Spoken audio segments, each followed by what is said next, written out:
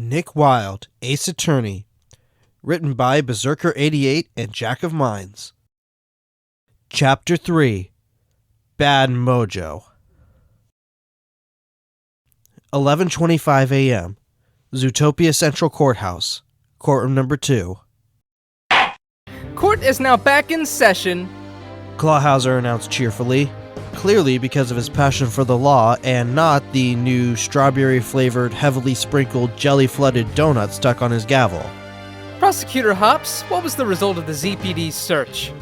And that was the only question that mattered to Nick right now. He shared an uneasy glance with Finnick, both knowing their case was riding on the answer. Don Bellwether had returned to the stand as well, visibly hoping for a different one. Judy's response wasn't reassuring for either of them. I am pleased to report that they have found something. Pleased? I have a bad feeling about this. I knew it! That'll be $20, bailiff. I told you I wasn't betting! The gallery immediately took interest, filled with speculation and astonishment that the defense was actually onto something. Nick wasn't feeling particularly satisfied, not until he knew what he was dealing with. So, what exactly did they find then? A box. Small and wooden, ancient pandies in design. Is she trying to build suspense or just screwing with me? Can I assume something was inside the box? I believe what you mean to ask is, may you see? What's in the damn box, lady? If she was intimidated, she didn't show it. What she did show was the contents of the box. Here, maybe this will help calm you down. In Judy's outstretched paw were a set of long, stick-like objects that Nick recognized instantly, to his great displeasure. Is that incense? There, are you happy now? Asked Bellwether, two parts annoyed and satisfied. I wanted to keep my special set of incense on hoof to cool my head after the murder, and I knew that the nosy cops might confiscate it from me. I'm sorry for lying about it, but I didn't think it was going to be such a big deal. I hate her. I hate her so very much. Then, this entire line of questioning was... Pointless, yes. Finnick at least wasn't surprised. You think they allow incense in prison? Ben! What? I'm just thinking of our client. Ain't that what we're supposed to do? If all of this is settled now, I would like to go home. I think I've had enough excitement for one day. Clawhauser pouted. This was awfully anticlimactic, but I guess you can go. Thank you for your time. Bellwether smiled, and with another curtsy, she turned to leave the stand. Objection! Nick, seriously, I think it's time to let this go. Did that sound like me to you? I don't recall giving you permission to leave. Judy said, her glare stopping the U in her tracks. What? I thought we were done here. Far from it. I was just waiting for you to confirm that this is, in fact, yours. Do you have some kind of problem with the witness's incense? Don't worry if it smells funny, they all do. Not that I would know or anything. Oh, I have a problem with it, all right. Observe. She casually lifted one stick in front of her and snapped it in two. The purpose soon became clear as a dark purple powder spilled out onto her bench. Finnick leaned as far across his own bench as he could manage. What the heck is that? I've never seen anything like it. Nick admitted, despite his wealth of experience in such matters. I have. Judy said simply, and so did Bellwether, judging by the sudden horror on her face. For the past few months, the ZPD has been investigating a new street narcotic believed to originate from the Mystic Spring Oasis. Haven't you only been with them for like a week? And that demonic-looking stuff there, is it? It's been given the moniker Mystic Mojo. A roll of her eyes showed just how much she cared for that name. It's a powerful hallucinogenic drug with dangerous side effects, but that's exactly why the Mystic Spring and its lack of inhibitions is the perfect venue to sell it from. The ZPD have been searching for a lead, but were never able to get anything solid on where it was coming from. That is, until now. Mystic Mojo, added to the court record. Clawhauser was nothing short of awestruck. Wow! So the darling little lamb is actually totally evil? You're as incredible as they say, Prosecutor Hopps! Just making the world a better place. Excuse me? Hello? Did we all forget who actually flushed us out in the first place? But of course, it's really Mr. Wilde we should be thanking. After all, he's the one who actually flushed us out in the first place. Nick tried not to let his surprise show. He was getting increasingly uncomfortable with how easily this bunny could catch him off guard. You're welcome? Hold it! No, wait just a minute! Bellwether snapped, her hoof stomping loudly on the tiled floor. I had no idea something like that was in there! You can't prove a thing! Nick shook his head, almost pitiably. Don't even need an objection for that one. Didn't you just say that this was your special set to cool your head after the murder? If you had used that incense even once before, you would know what it really contained. Her bout of confidence evaporated quickly. I, just bought them? Bought? No, it sounds to me like you were more of a seller. And that's why you so desperately tried to hide this from the police. He smirked, the full picture finally coming together in his mind. No wonder you don't like working at a naturalist club, Miss Bellwether. Because in the end, you're just a liar in sheep's clothing!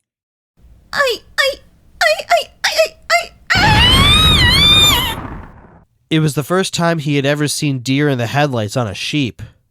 This time, her world didn't puff out. It outright exploded off of her body in a shower of fluff that enveloped the entire courtroom. When it was over, all that was left was a shivering, hairless ewe. From somewhere behind her, Yax cheered loudly. Yeah! Way to embrace the naturalist spirit! Oh my! Bailiff, On it. Bogo said, already doing his best to sweep up the wool. Judy casually flicked a piece of wool off of her nose. I believe that about settles the matter, wouldn't you, Mr. Wilde? Nick hacked up some wool that got stuck in his throat. I'll say. But why are you suddenly so interested in helping me? I'm not. Yeah, I know. You're just making the world a better place and stuff. You misunderstand. What I meant is that nothing I just presented helps your case at all. You can't be serious! Your witness is a drug dealer! If that doesn't make Hellwether a murder suspect, I don't know what does! On the contrary, that very fact has eliminated Miss Bellwether as a potential suspect. Ignoring his look of disbelief, she flipped open a folder and continued. We now know that Bellwether's true goal was to hide her contraband of mystic mojo from the ZPD, a move she was forced to make due to stumbling in on a dead body. But if she had been the one to kill Nangi in the first place, Judy snapped the folder shut. she would have removed it then, safely away from prying eyes. I'm starting to wish she had taken credit for this. That's a tragically good point. Which means that our only suspect remaining is the one found at the scene, Yaxley Matten. Come on! So I guess this whole thing really was pointless, huh? Not helping! The gallery went wild, but not for Wilde. order! Order! The prosecution makes a compelling point. Unless you have anything more conclusive, I can't allow you to indict this witness for murder, naughty as she may be. But this was supposed to be my big turnabout! I had the music playing in my head and everything! Don't feel too bad. You still helped to catch a dangerous criminal today. It's more than I expected out of you. Objection! Aren't you forgetting one thing, Carrots? Like how you keep forgetting my name. He pointed a thumb towards the frightened ewe. Like how we're supposed to analyze any and all new facts that come to light during a trial. If Lamb Chop really is behind this Mystic Mojo thing, I want to hear it straight from her.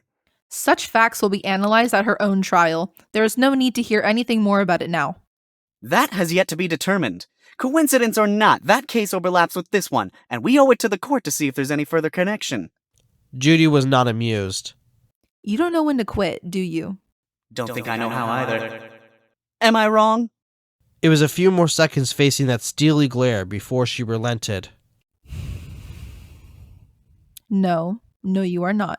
Very well. Hold it! Hey, don't I get a say in this? Bellwether yelled, no longer shivering from cold, but trembling with rage. No, you do not.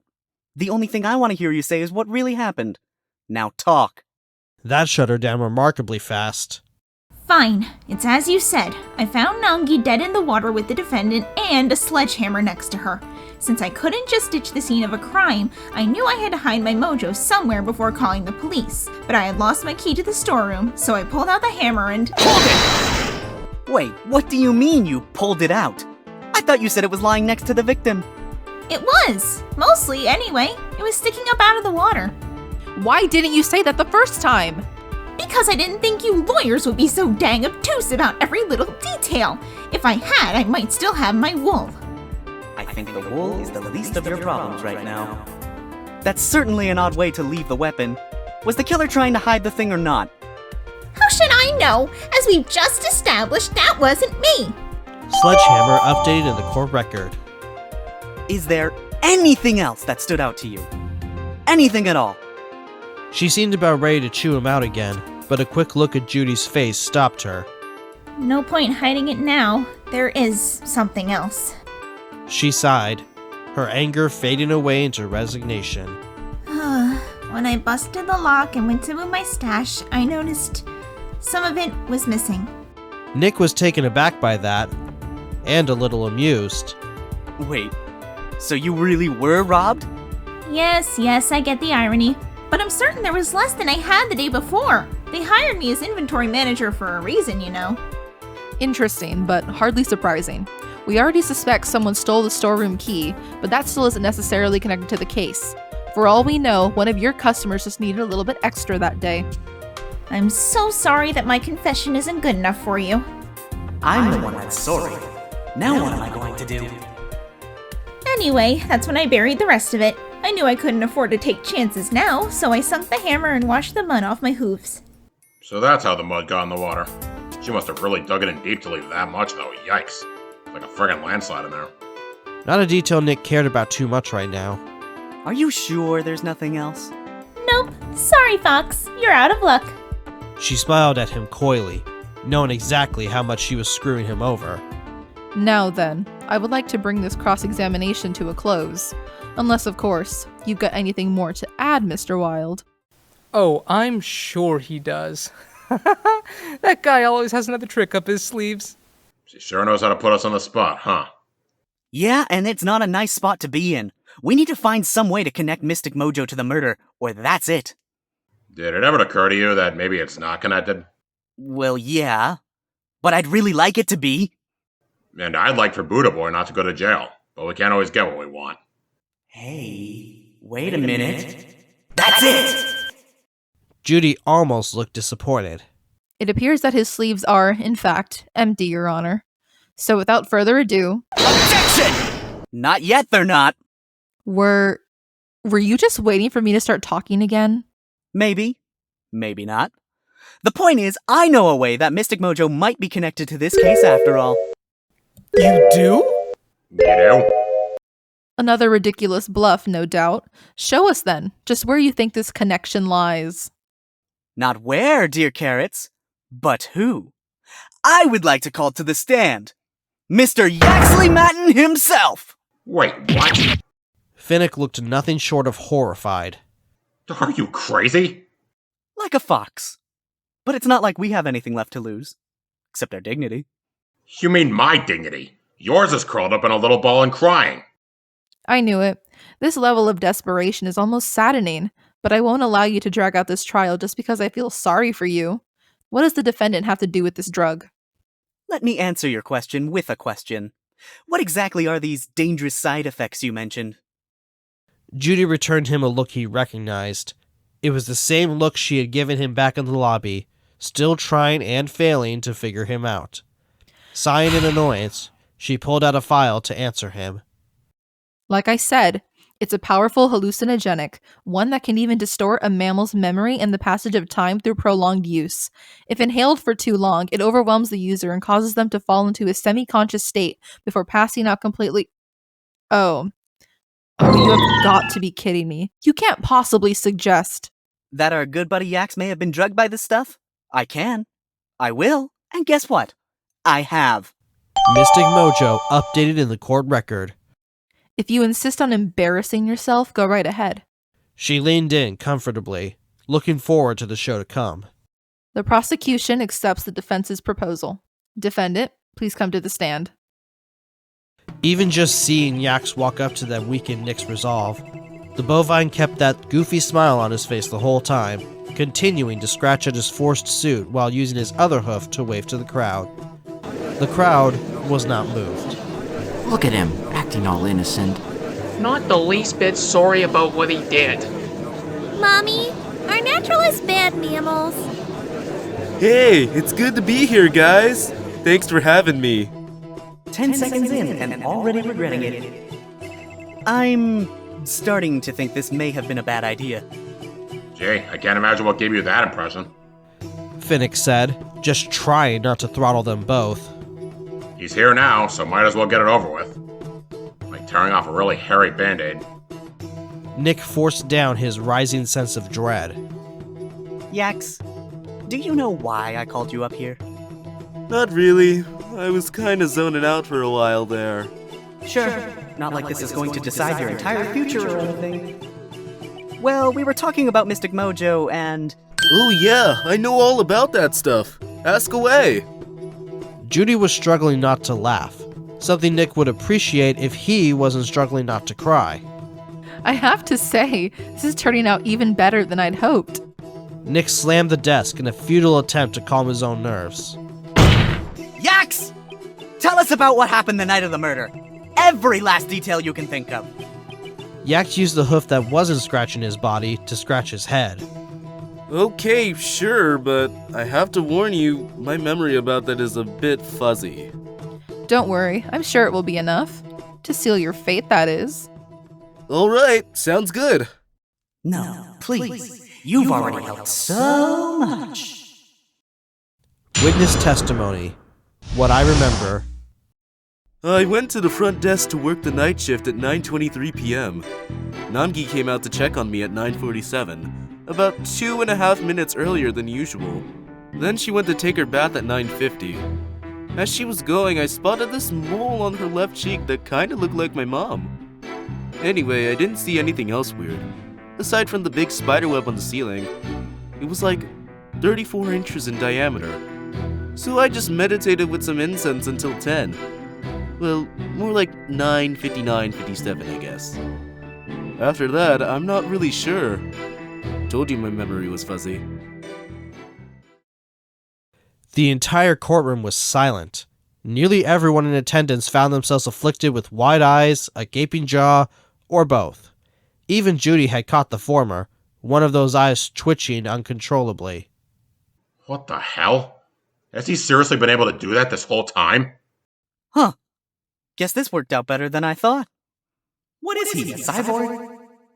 Clawhauser had frozen in place, donut nearly inside his mouth, but not quite. The ability to halt such a journey was impressive indeed. You may cross-examine the witness now. But it couldn't stop him for long. Finnick finally shook the shock off. I hate to say it, Nick, but as detailed as that was, I'm not sure any of it is actually going to be useful. On the other end of the courtroom, Judy had also recovered and was back to that same unnerving smile. As a matter of fact, I believe it's already proven useful. As much as I'd rather not ask. What do you mean? For someone with such an exceptional memory, it's quite convenient that it should fail him within the very time frame of the murder, don't you think? You said yourself that Mystic Mojo exposure could cause memory loss, and Yax has testified that he meditated with incense during his shift. Sure seems like a clear connection to me. No, I agree. I now believe your theory to be partially correct.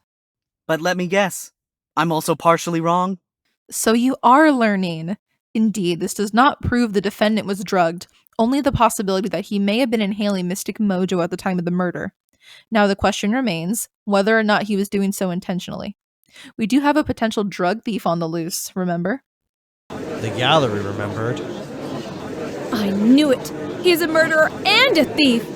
That filthy junkie! Mommy, what's a junkie? Oh, is that what that stuff was? Yax furrowed his bushy brows in confusion. Would explain a couple of things. I finally gained another foothold and she's already found a way to turn it back on me. Which means this is either going to be my second wind, or the final nail in Yax's coffin. Cross-examination. What I remember. I went to the front desk to work the night shift at 9:23 p.m. Nangi came out to check on me at 9:47, about 2.5 minutes earlier than usual. Usual? So this is what she normally does? Yep. She teaches her late classes from 6 to 8, then the place closes to the public. So she has dinner in her office, a tuna casserole by the smell of it, then comes to see me before her bath. I see. Did she say anything unusual that night? He put a hoof to his chin, as if actually having trouble remembering. All she said was, "Good evening, Yax," and then I said, "Evening, Nangi," and then she said, "Lovely weather tonight," and then I said, "Sure is," and then she sort of... Okay, we get it. Nothing unusual. Besides you. So what happened next? Then she went to take her bath at 9:50. As she was going, I spotted this mole on her left cheek that kinda looked like my mom. About how many mammals would you say know that? Anyone who got a good look back there, I imagine. TMI, buddy. About Nangi's schedule! Oh. He nodded fervently in understanding. 7. Why that very specific number? Because that's how many members we have on staff. Actually, I guess it's 6 now. Screw you, hairball! Bellwether shouted from the sidelines. In other words, those are the individuals most capable of pulling this off, which of course includes you, the only one there with her that night. That is correct, ma'am. What else? Nick asked, suddenly not wanting to stay on this line of questioning any longer. Anyway, I didn't see anything else weird. Aside from the big spiderweb on the ceiling. It was like 34 inches in diameter. Then nobody else came in? At all? Like I told the big horsey guy, no one. But what if someone just hadn't left? That's also a negatory. I checked the whole building before setting up out front. There wasn't a soul to be found. I'm very vigilant. Unfortunately, you've proven that beyond a shadow of a doubt. You really checked every room? Sure did. Can't be too careful. Not careful enough, apparently. Wait a minute, Finn. Nick said, paw raised to stop him. Don't you think there's something odd about that? What, like every day of this job odd, or add that to the testimony odd? Yax, please add that last statement to your testimony. Well, okay then. Things are going to get worse before they get better, but I think I can finally turn this around. I checked every room of the building, but there wasn't anyone else there. Objection! Nick decided to cut to the chase this time, knowing how bad it looked to object to his own client. Yax, you say that you searched every room, but I'm afraid that's impossible. There's one room you could not have entered. Huh? The bovine's mane rippled, sending flies scattering. Like what, man? Bailiff, you know the drill. Clawhauser whispered. The buffalo muttered bitterly as he once again retrieved the diagram to display. Nick gave him an encouraging thumbs up, then pointed. The room that Yax could not have entered is here. Take that! The storeroom, of course. According to Miss Bellwether, that room should have been locked at the same time business hours were over, which makes you being able to enter very interesting indeed. Do you practice yoga, Mr. Wilde? Because you seem quite capable of sticking your foot in your mouth. Oh? Whatever do you mean, Carrots? He tried to ignore Finnick nervously nudging his arm next to him. Turning just slightly, he winked at the smaller fox, then turned back to her. You really don't get it. I actually expected more out of you. Think. If the defendant could gain access to a room that should have been locked, then the most likely conclusion was that he had the means to unlock it, which proves that he is the thief of the storeroom key. Whoa, I didn't steal anything. Yeah, the door was open, but that's because it was already unlocked. I don't know why. You don't honestly expect me to believe that, do you? Don't be so hasty, Carrots. Maybe he's telling the truth. You stay out of this. All right, don't say I didn't warn you. Clawhauser was beside himself. Prosecutor Hopps, do you mean to indict the defendant with larceny and possession of an illegal drug on top of the murder charge?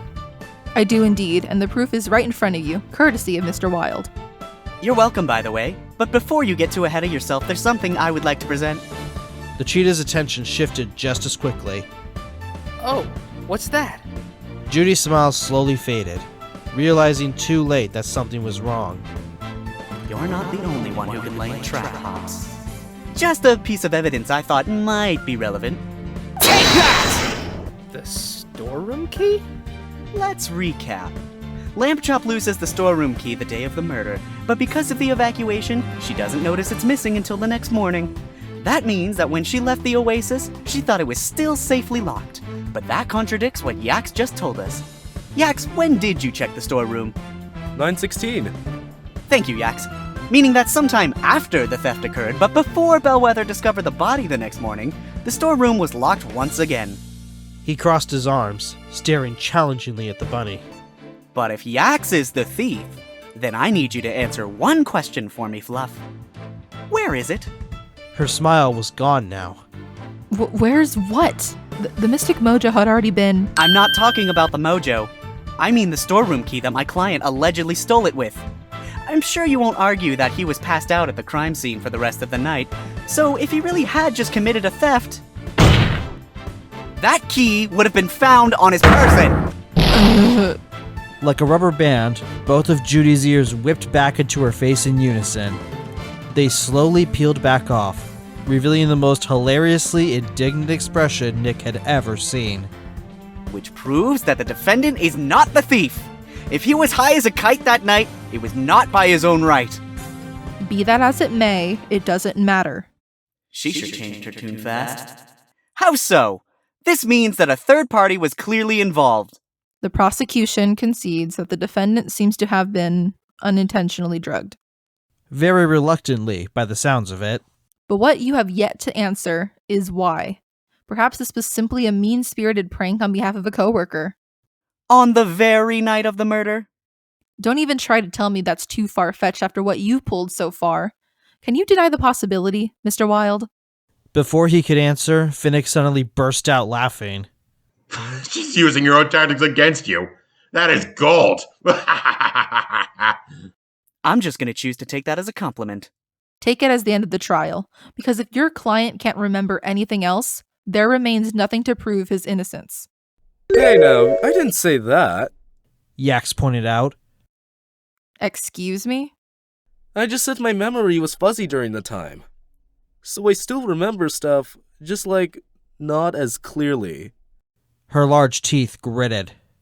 And you didn't think to mention that earlier?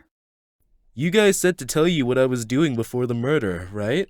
Well, the murder happened sometime after I went all far out. So I didn't think that, counted. Judy was trying very hard to keep her cool, and she wasn't the only one. How can he be so smart and so stupid at the same time? Yax is the biggest contradiction of them all! So, just to be clear, we're not done yet? Clawhauser asked for clarification, eyeing an empty gavel. Several shaking heads answered him. Then it's a good thing I brought extras this time! He popped on another donut and took a bite. Defendant, please testify for us once more. A lost cause, but you may proceed. I can't believe this still isn't over. Well, okay. But I should warn ya, things might get a bit weird at this part. Witness testimony. What I sorta remember. So I was just minding my business in the lobby, chilling with my incense, when suddenly, Nangi comes back in! Except now she's all pink and glowy. Then she starts talking to me about my past and stuff. No idea how she knew about the jellyfish incident. She tells me she wants to take me somewhere, and suddenly we're both flying through the clouds. Whee! All these images were floating past us of guys I used to know. I tried to wave, but Nagi had a really tight grip on me. After that, we finally landed. Then Nagi turns into a statue and just stops moving. Then I guess I must have passed out. Man, what an experience though. For the second time in less than an hour, Yax had rendered the courtroom speechless. What is this testimony? I don't even... Clawhauser tried several times to bring the donut to his mouth, but this time he couldn't manage it. I'm suddenly not hungry. Mr. Wilde, you may cross-examine that. I will certainly try, Your Honor. Objection! No. I forced myself to stomach your shenanigans all morning, but cross-examining the defendant's drug trip is where I draw the line. Objection! I have the right to cross-examine whatever I dang well please, even a parrot if I have to. Objection! It is a needless waste of our court's time and a potentially corrupting influence on the children in the gallery. Mommy, what's an objection? Objection! The pursuit of truth knows no bounds! Objection! Not even moral bounds? I can't say I'm surprised coming from you. Objection! And I'm not surprised that you've got a stick so far up between your bun-buns that— Order! Clawhauser screamed, banging his gavel more vehemently than anyone in the history of the Zootopia Central Courthouse had ever seen. Do I have to get Bailiff Bogo to come discipline you two? The buffalo cracked his knuckles. Just give me an excuse. Both attorneys were cowed instantly. No, Your Honor. Good. Now I have a compromise. Mr. Wilde, you may cross-examine the defendant. However, there will be no needless pressing just for fun, or you'll face the wrath of a penalty. He added a surprisingly threatening hiss for emphasis. Note to self. Do not deprive Judge Clawhauser of his sweets. I don't do it for fun. So you admit that you press things needlessly? I'm just gonna go ahead and get on with this now. You do that. Definitely the most surreal testimony I've ever dealt with, but this is Yax's recollection of what happened. Just gotta find something to make sense of it.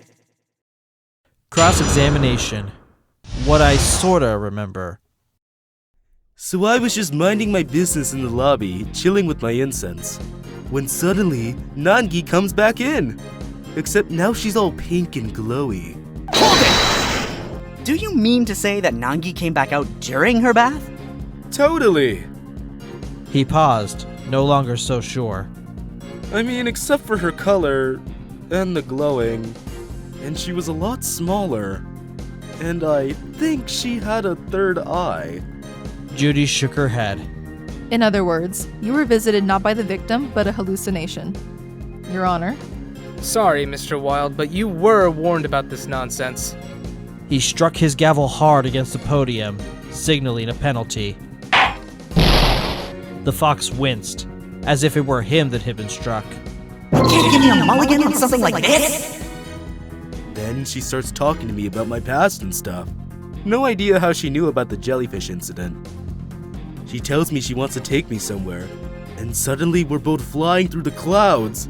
Whee! Hold it! Then you left your post at some point. Of course he did. How else would he have made it into the lounge when we found him?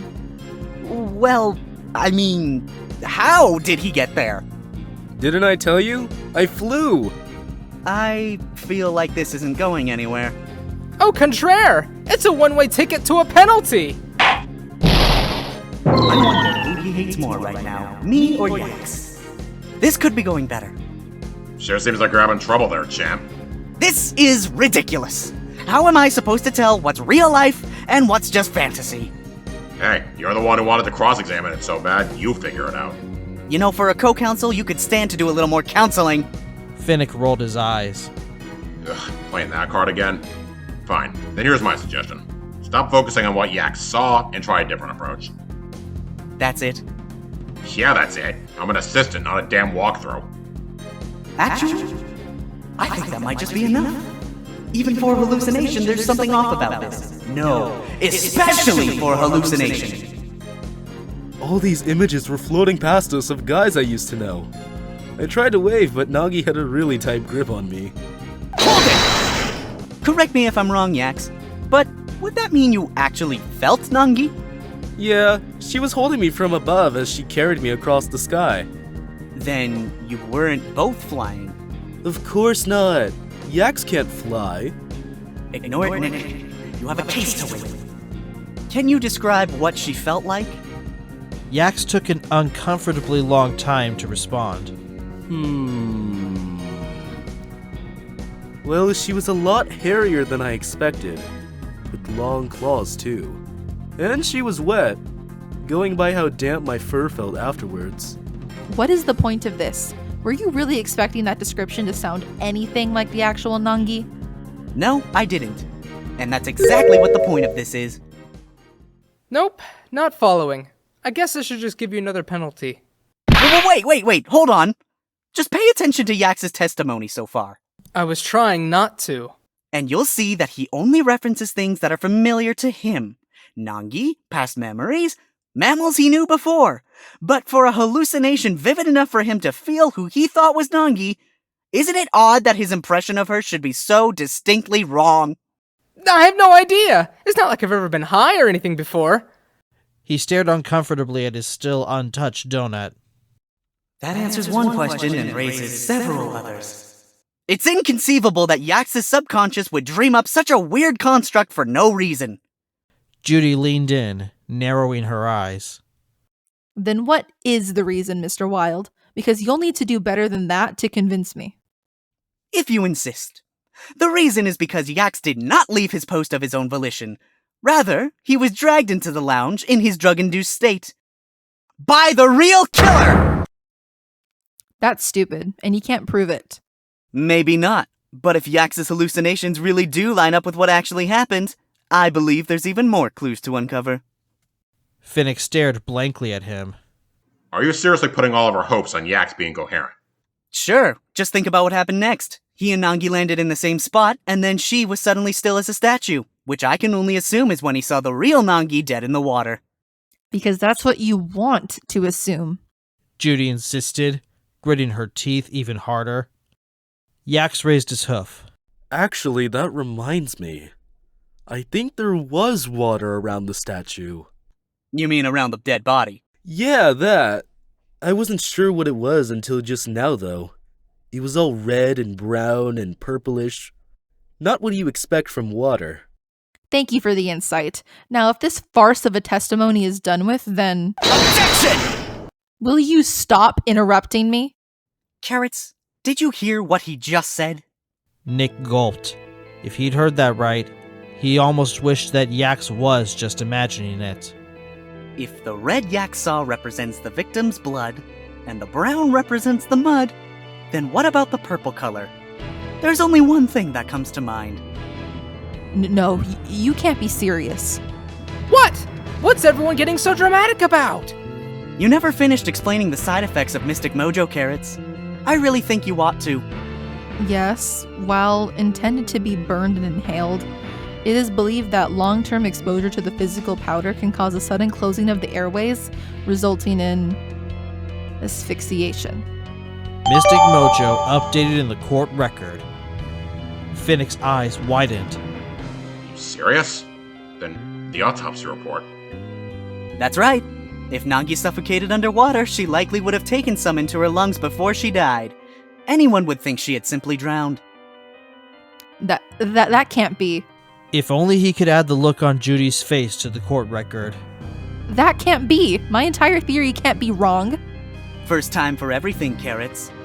Then the sledgehammer. Why the sledgehammer? Simple. To throw us off the scent and make us come to a totally different conclusion. You know, just like you did. She could only let out a choked gasp. We'll need to study the water in the pool to know for sure, but Yax's testimony, plus what we know of the crime, is something we can't just write off as a coincidence. Get it now, Your Honor? I propose that Nangi's true cause of death was Mystic Mojo poisoning! It was as if the entire courtroom had come down with some kind of poisoning with the way the crowd was yelling. Order! Order! Order! Though Clawhauser was hardly any better. Prosecutor Hopps, order an analysis of the pool water immediately! She barely budged, her only movements the result of her shaking with poorly concealed shock and rage. How? How did you flip my entire case upside down? Just who do you think you are? Chill, lady.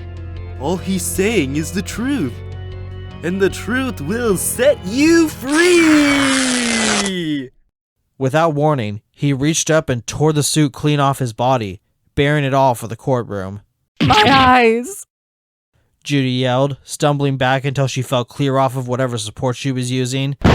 As the bunny tumbled behind her bench, several sheets of documentation flew up into the air. Nick couldn't help but laugh.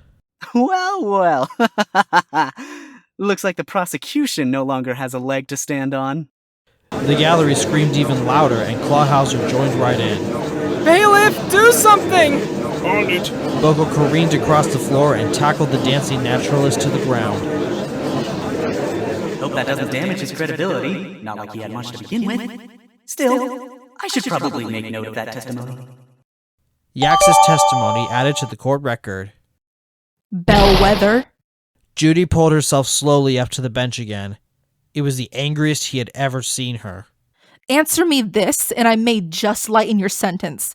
How many employees of Mystic Spring did you sell your supply of mojo to? The hairless sheep scoffed, stepping around Bogo and Yax to get back to the stand.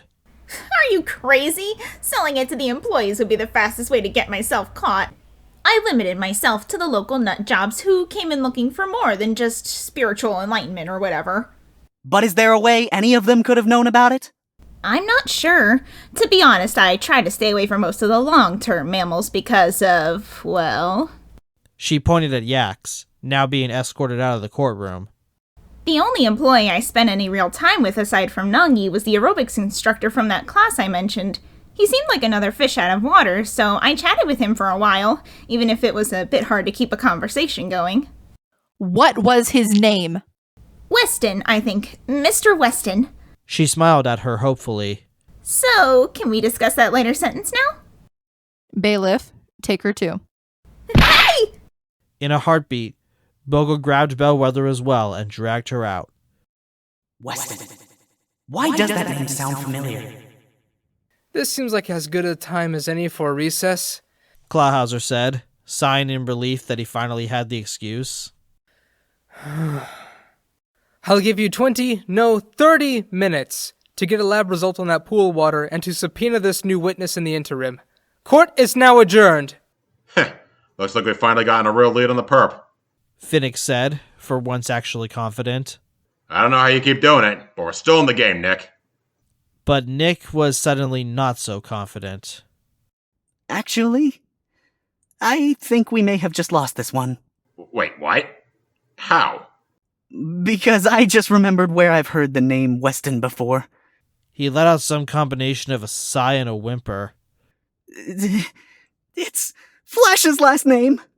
Clawhauser's gavel struck, bringing an end to the session.